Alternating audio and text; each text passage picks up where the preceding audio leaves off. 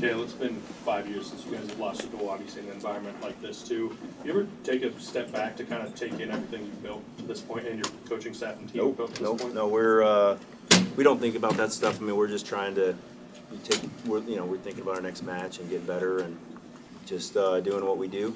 I mean, maybe at some point you do, but that's not something. I mean, we don't really worry about that stuff. You know, this team's not worried about anything that happened in previous years, right? They're just doing what they do and just competing hard, and they wrestle pretty dang good. You know, that's a really good team.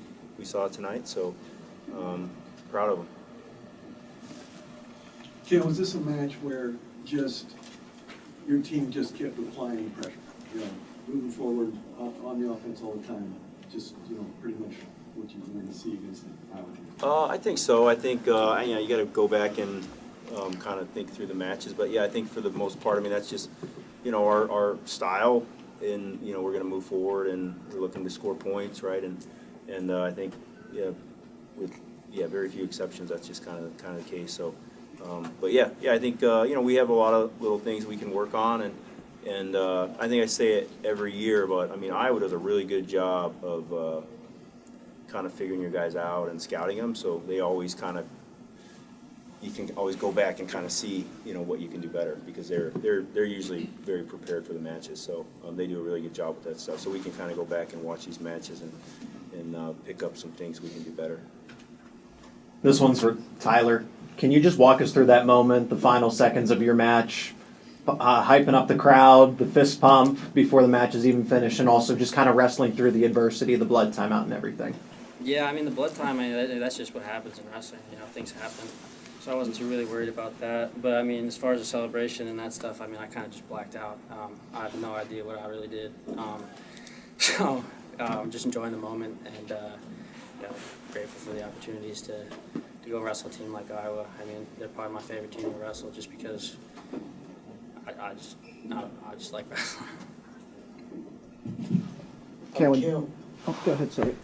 what went into the decision for Braden not to wrestle tonight? Was that injury related or something else?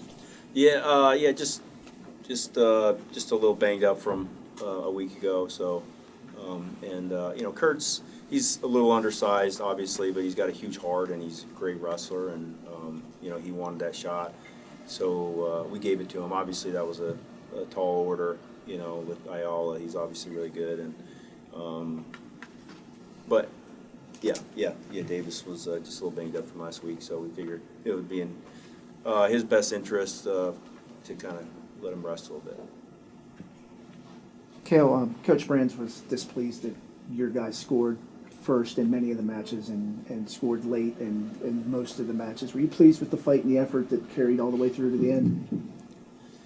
I think our guys wrestled well. I mean, I think we have a couple of situations that we can really learn from and make some improvements. But overall, our guys are consistent. I mean, they like to compete, and it's kind of the first question is that's just kind of how we wrestle. We're going to move forward and try to create angles and score points, and people know that's what we're going to do, and so that makes it kind of more fun and a challenge to continue to be able to do that.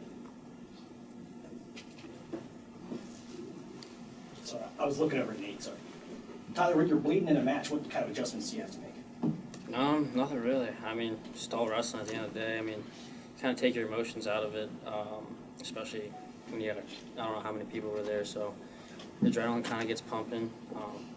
I didn't even really know how bad or what it really looked like. I just knew there was a little bit of blood. So, it's just part of the sport, and I kind of like it. It's fun. Makes you feel alive a little bit. It's not his eyebrow. A lot of those are stitches. So it was pretty bad. Tough dude. Yeah, Greg, I know you guys, being that you're towards the tail end, you get to see probably a match of Tyler's, and to see him black out, as he says, and doesn't remember what he did. What's that do for you as a teammate to see that type of response in a win like that? Oh, it doesn't quite do anything for me. I know that doesn't sound great, but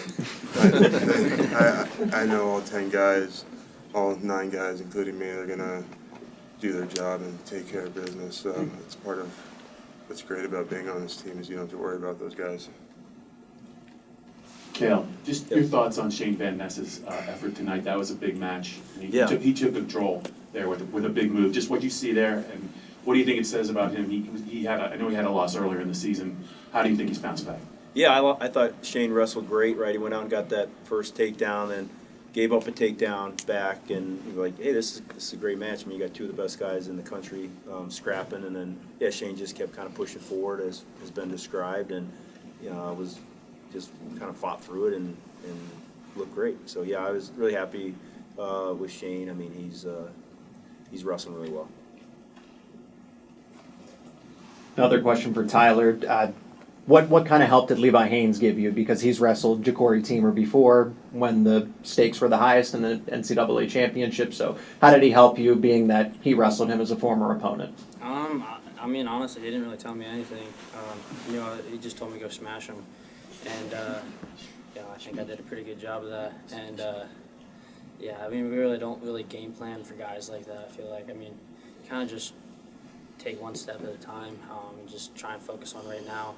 There's not really like a focus on, you know, guys in the future, or, you know, I just worry about getting better and you know, having fun. For Greg or Tyler, what was it like hearing the roar of the crowd and wrestling in front of that packed out BJC? Sick. It was cool. Greg, go ahead. It was cool. Yeah. It was cool. Second goal. Tyler, anything more than that? Sick. That's all I got for you. Cael, for your years now, we've heard you talk a lot about not focusing on wins and losses or the outcomes, but more improvement in the process. Is that a mentality that you had when you were young? What sort of influences have you had in your life that made you adopt that? Is it something you used during your competitive career?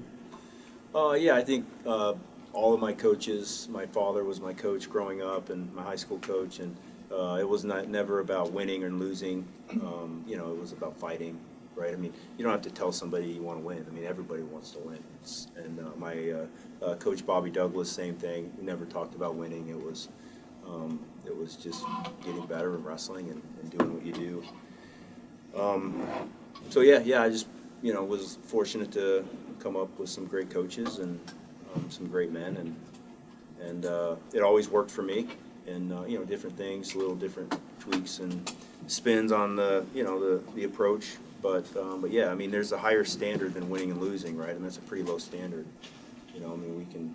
It's more performance, and our effort and our attitude is always going to be a higher standard than we win or lose. This is for everybody. Do you guys believe in making statements? I mean, can you make a statement as a wrestling team in a dual match like this?